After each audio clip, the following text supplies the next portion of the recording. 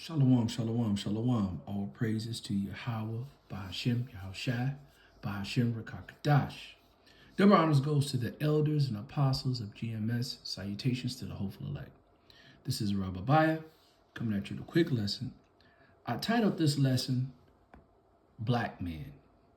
And I got this because the elders and apostles have been teaching us, since I've been in this truth, that the word black is a way for the people that are in power, Esau, Edom, to tear us down. When you go and you look up the word black, it goes into, words like sinister, evil, wicked, very sad, gloomy, negative. It goes into negative meanings. So, when you call yourself a so-called black man, when you say I'm black, you're tying into their narrative.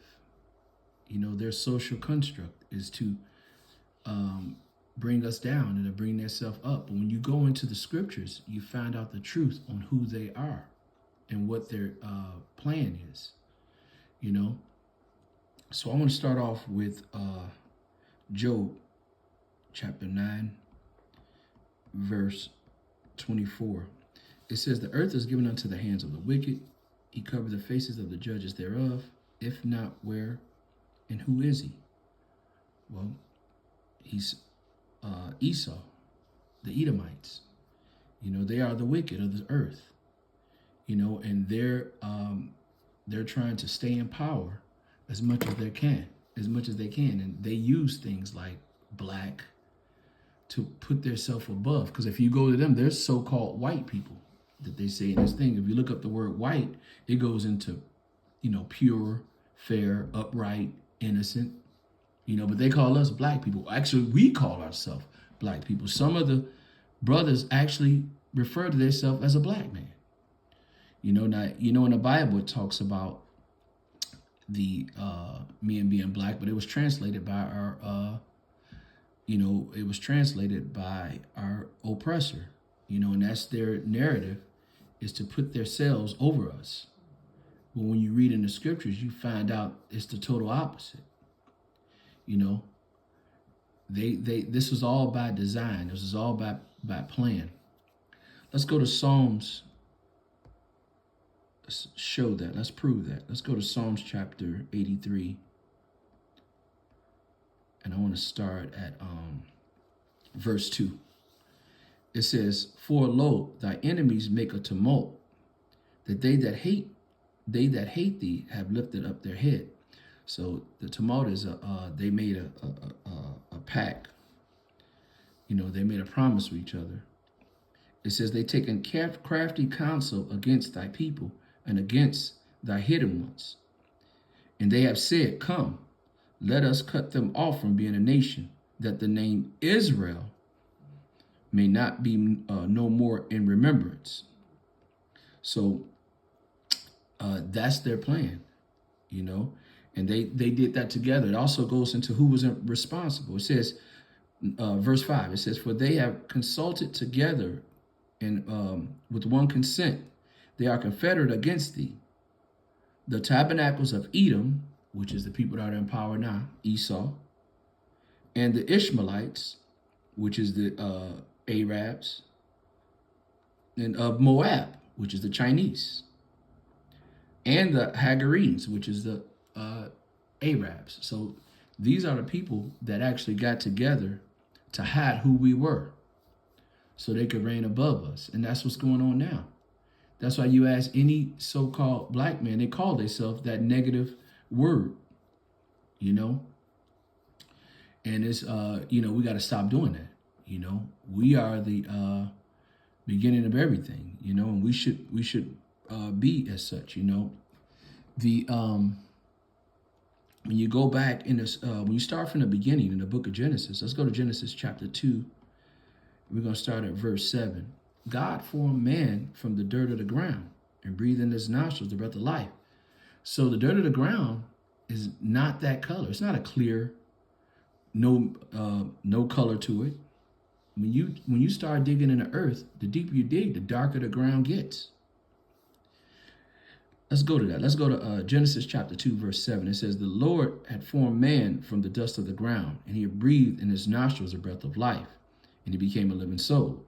So we know that the dirt of the ground is not stringy with blue eyes and no color to it. So why do they have that up there?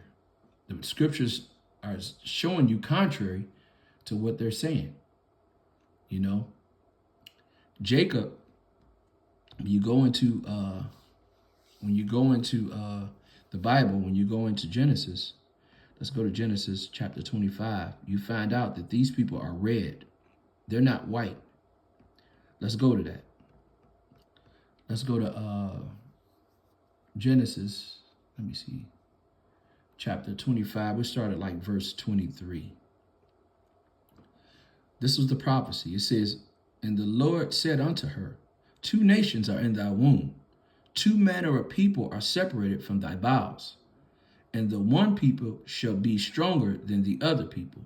The elder should serve the younger. Now the elder was Esau, the red man.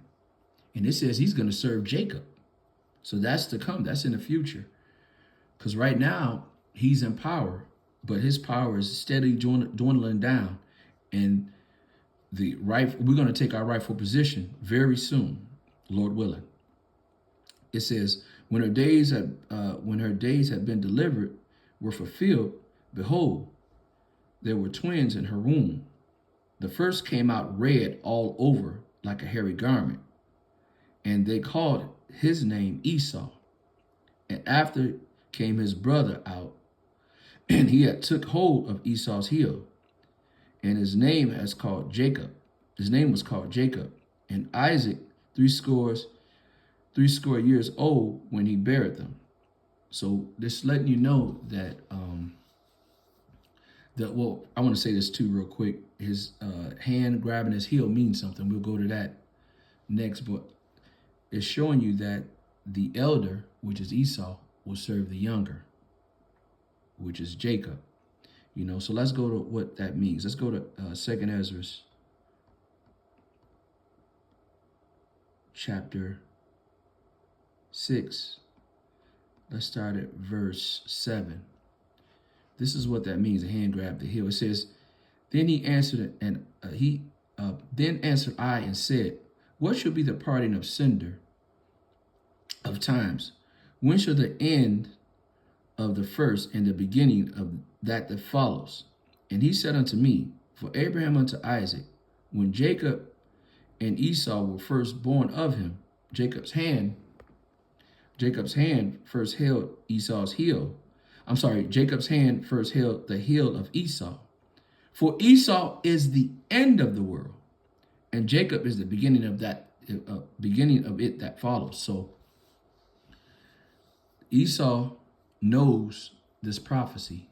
It's not that he don't know, but while he's in rulership, he wants to take and create a narrative that's based on lies. It's contrary to the Bible.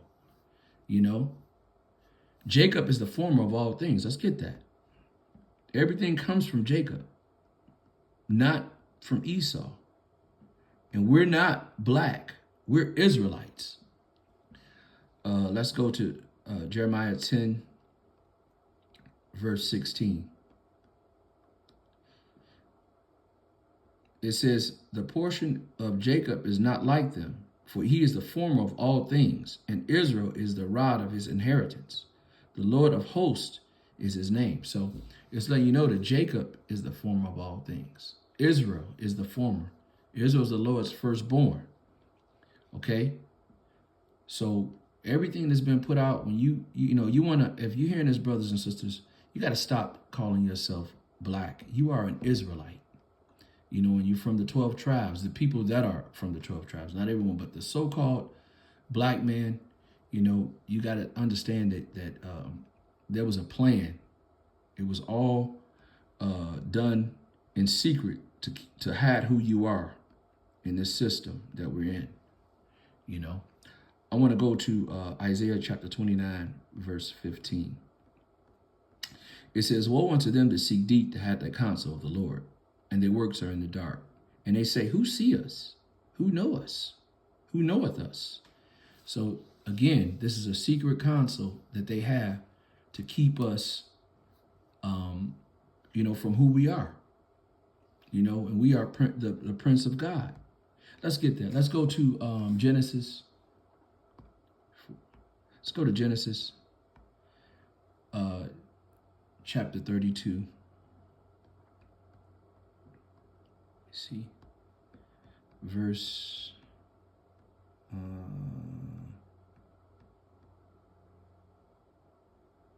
Let's go to verse 24. And it says, and Jacob was left alone and wrestled a man. And Jacob was left alone, Salakia, and wrestled a man with him until the break of day.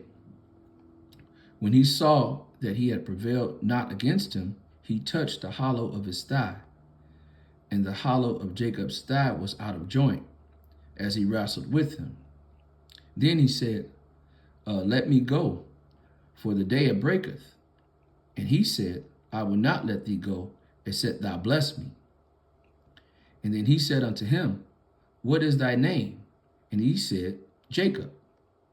And then he said, thy name should be called no more Jacob, but Israel. For a prince hast thou power with God and with man, and has prevailed. So this is why they do what they do. This is why they keep us from who we are. We are the prince and princesses of God. So I want you to remember that. I give all praises and honor to Yahweh, Ba'ashem, Yahushai, Ba'ashem, Rakakadash. Double honors goes to the elders and apostles of GMS. Salutations to the hopeful elect. Shalom till next time. Shalom.